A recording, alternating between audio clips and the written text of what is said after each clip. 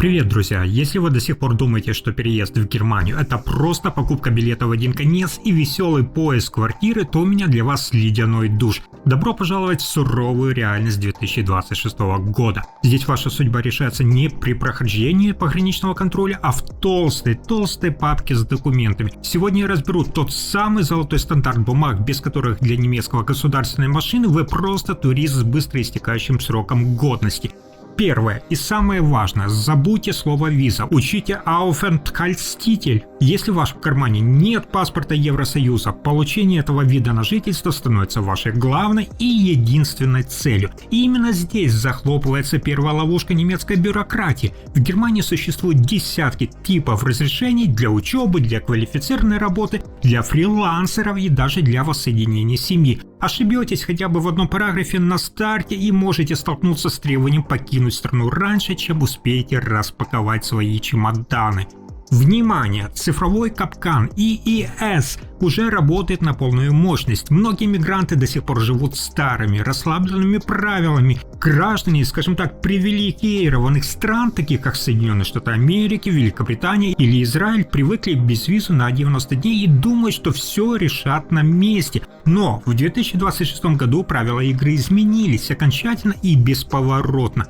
Введена система ИИС. Теперь каждый ваш въезд и каждый выезд фиксируется в единой базе Евросоюза под жесточайшим цифровым контролем. Опоздали с подачей на ВНЖ хотя бы на один день, система автоматически зафиксирует нарушение правил пребывания, и въезд в Германию может быть закрыт для вас на долгий срок. Запомните, прежде чем вы вообще осмелитесь приступить порог ведомства по делам иностранцев, Ausländerbehörde, вам нужно собрать неприкосновенный запас документов. Без этого списка с вами даже разговаривать не станут, а заветный термин, то есть запись на прием в современных реалиях, приходится выгрызать и ждать месяцами.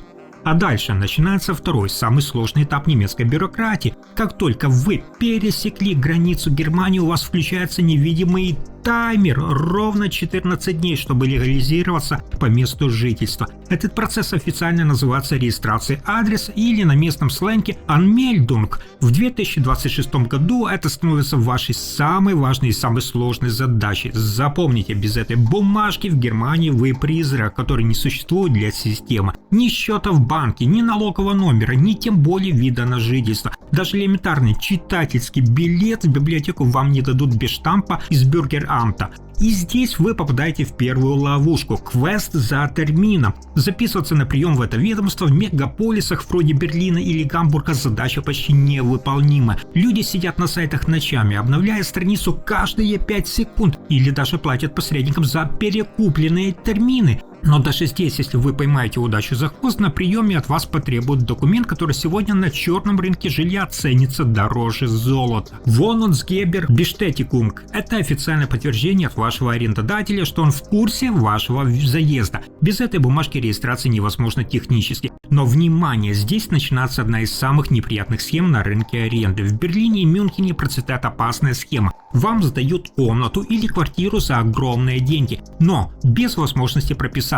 Почему? Потому что основной арендатор сдает вам жилье втихаря, не ставя в известность владельца дома или управляющую компанию. Hausverwaltung. Запомните, это ловушка. Снимать жилье без официальной регистрации – это значит серьезно ограничить свои права в Германии. Это не просто не разрешено, это прямой путь к блокировке вашего процесса получения ВНЖ.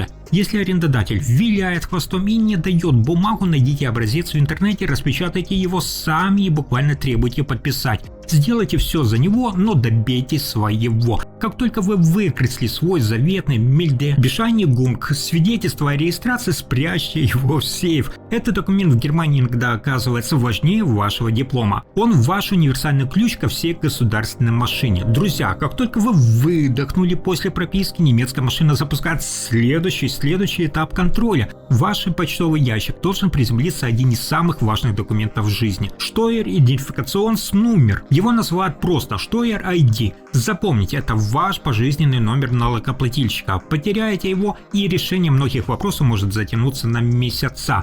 Почему это критично? Без этого номера вы не сможете официально устроиться на работу, открыть нормальный счет в банке или решить любой финансовый вопрос. Более того, если вы вовремя не сообщите его работодателю, налоговая финансамт автоматически присвоит вам самый худший 6-й налоговый класс. Это значит, что вы будете отдавать государству почти половину своей зарплаты. Важный нюанс для фрилансеров. Многие путают это с обычным номером. Если вы планируете работать на себя или открывать бизнес, вам понадобится отдельный такс-номер. Он не приходит сам по почте, его нужно запрашивать в финансамте, заполняя сложные анкеты. Без него вы не имеете права выставлять счета клиентам. Следующий столб в вашей жизни в Германии – Krankenversicherungskarte. В Германии медицина – это не право, это обязанность. Каждый житель обязан иметь страховку Krankenversicherung. В зависимости от вашего дохода и возраста вы попадаете либо в государственную, либо в частную кассу. Ваша страховая карточка – это ваш пропуск к врачам. В большинстве случаев вам не нужно платить за визит, но будьте готовы к доплатам за рецепты и некоторые услуги. Но самое главное для мигранта – это Versicherungsnachweis. Это бумажный сертификат от вашей страховой. Без этого подтверждения вы никогда не получите вид на жительство. Ведомство по делам иностранцев проверяет наличие страховки в первую очередь. Нет полиса – нет ВНЖ. Друзья, если информация полезна, не забудьте поставить лайк, это помогает каналу выжить в немецкой бюрократии. Еще следующий важный шаг в вашей жизни в Германии – это банкконто, или как его чаще называют немцы жироконто. Если вы думаете, что сможете прожить здесь с картой своей страны, забудьте. Германия – страна консервативная. Чтобы получить зарплату, оплатить аренду квартиры или даже просто подключить интернет, вам жизненно необходим местный или европейский номер IBAN. В чем главная задача? Большинство арендодателей и работодателей просто откажутся иметь с вами дело, если у вас нет немецкого счета. И не путайте обычную карту с возможностью снимать наличные в гельдауtomате. Вам нужен полноценный счет для транзакций. Но будьте готовы, в 2026 году банки проводят жесточайшую проверку документов. Без вашего анмельдунга, о котором мы говорили раньше, вам не откроют даже самый простой счет. Поторопитесь с этим, иначе ваши деньги зависнут в воздухе. Следующий критический документ для каждого, кто планирует работать. Sozialversicherungsnummer. Это ваш номер социального страхования. Обычно это магический такой конверт, приход по почте сам, когда вы устраиваетесь на свою самую первую работу в Германии. Но если бюрократическая машина дала сбой, вам придется самостоятельно атаковать Deutsche Rentenversicherung. Это немецкое пенсионное страхование. Почему это важно на перспективу? Ваш пенсионный номер – это гарантия того, что ваши взносы не уйдут в никуда. Каждый год вы будете получать официальные выписки о ваших накоплениях. Берегите эти письма. В Германии пенсионная система прозрачна, но суровая. Если через 20-30 лет вы не сможете подтвердить свои взносы из-за утерянного номера или сертификата, восстановить права будет крайне сложно. Работодатель обязан предоставлять вам отчеты о взносах, и это ваш главный аргумент при расчете будущих пенсий. Запишите этот номер в самое надежное место. Это ваш финансовый фундамент ФРГ.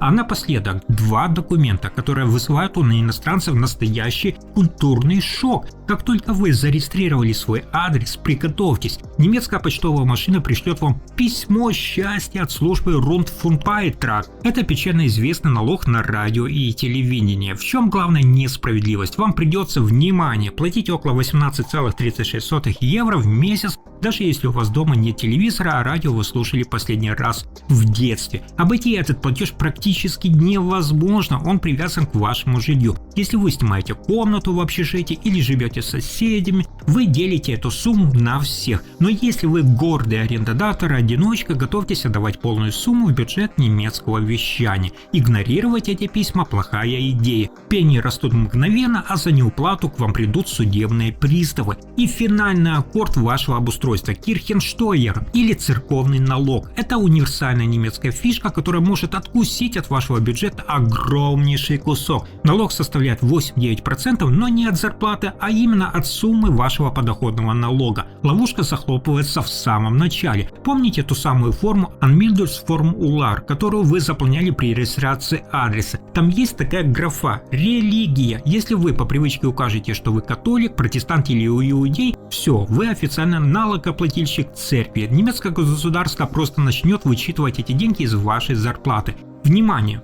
Даже если вы скажете, что неверующий, но немецкие власти узнают, что вы были крещены в своей стране, церковь может потребовать выплаты задним числом. Единственный законный способ прекратить это – официальная процедура выхода из церкви, которая тоже стоит денег. Будьте предельно внимательны с этой графой, чтобы не спонсировать общины, к которым вы не имеете отношения. На этом пока все. Теперь у вас есть полный список документов для жизни и работы в Германии. Берегите свои нервы и кошельки в этой бюрократической гонке. Спасибо за просмотр.